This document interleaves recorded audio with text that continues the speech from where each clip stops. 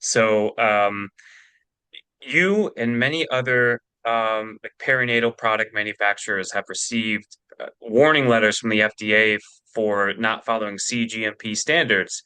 But that would, you know, like, is that the right standard for you guys? I mean, that's for drugs, right? This is kind Yeah. of, in my mind, it could go either way, but it could be more of a transplant and could be, Right. or something totally different. And like, is that sort of the FDA trying to, I don't know, just overreach, I guess would be Well, one there's some term. overreach by the FDA, but not necessarily in this area. So, or the area of cGMP compliance. So, cGMP compliance was designed for the pharmaceutical industry with specific sort of like guidelines for that.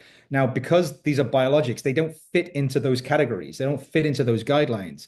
And so, what ends up happening is that the FDA sort of has to improvise.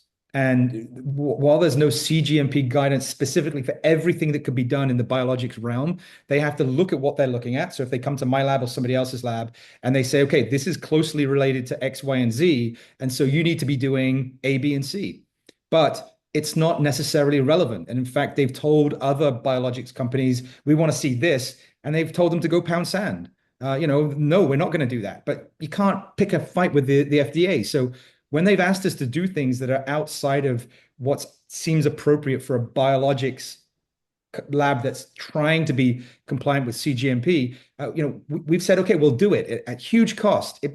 Understand that this isn't relevant to what we're doing, but we're going to do it and show you, these things that we need to show you. And so we've done it instead of going and arguing with them. But some of these biologics labs out there, they say they're cGMP certified. They're not. There's no such thing as cGMP certification for the reasons I just outlined, which is that it's subjective. The whole cGMP guidance is subjective. It comes down to interpretation. It's not, do you have this? Check. You have that, so you check that mark. Do you have this? Yes, check. It's not a series of check boxes that you can check off and say, okay, this lab is now cGMP compliant. This guy can come in one day, this guy can come in another day and have completely different ideas about whether you're cGMP compliant or not. So it's too subjective. That's the problem. So yes, we received a warning letter from the FDA, but if you read the warning letter, in fact, what's even better, if you read the unredacted warning letter, which is, it's funny because the way that it's redacted makes it seem even worse than it actually is. I'll give you an example. In one of the observations they made, it's redacted in the public copy, so it looks like we've done something egregious. But in the unredacted version, it says, "We don't know what you meant by testing biweekly." Like we told them we test environmental monitoring in a certain way, doing a certain thing bi-weekly, and they said, we don't know what you mean by bi-weekly.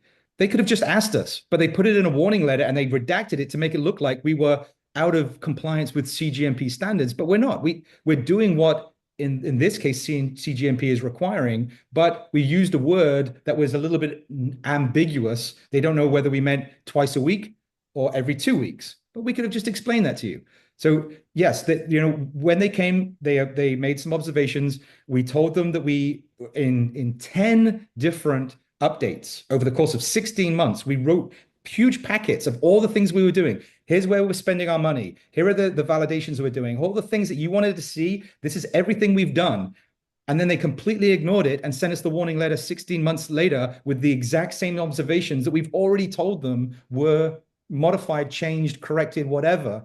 And so, we spent $1 million or whatever on something that ended up not being, in their eyes, relevant. That's all very interesting. And this is, again, this is why I wanted to talk to you because I've looked at your background. You obviously know what you're doing. So that doesn't, something didn't add up. And this is why I wanted to chat with you.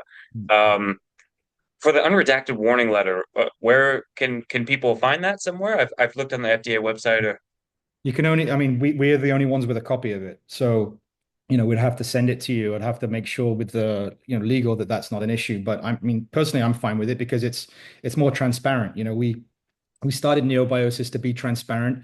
We built our clean room with a massive, big open window in front of the clean room so that when the FDA did come and audit us, they could sit themselves down and spend all day there watching everything that we do. And that's what happened. They spent 2 weeks auditing us, and then right after that, they approved our IND for a clinical trial. Yet they still give us, the 483 and the warning letter. But we want to be transparent. That's the whole purpose here, is because there's too much behind the scenes.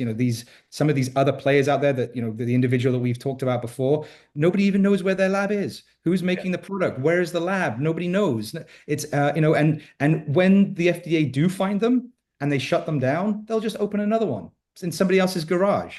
Our lab is a cGMP compliant as much as we can make it laboratory, and it's I don't know if you've seen our lab, but it's beautiful, it's pristine, it's state of the art. It's not in somebody's garage, which doesn't require a lot of money. You can start it up like that. The FDA inspects you, says you're done. They move on to another lab, they start up something else, and they just don't tell anybody where they are. That's the danger of this industry. That's the problem that we're facing. And I think that's what Chris was trying to get at with some of his sort of, expose work. But he's tarring everybody with the same brush, unfortunately.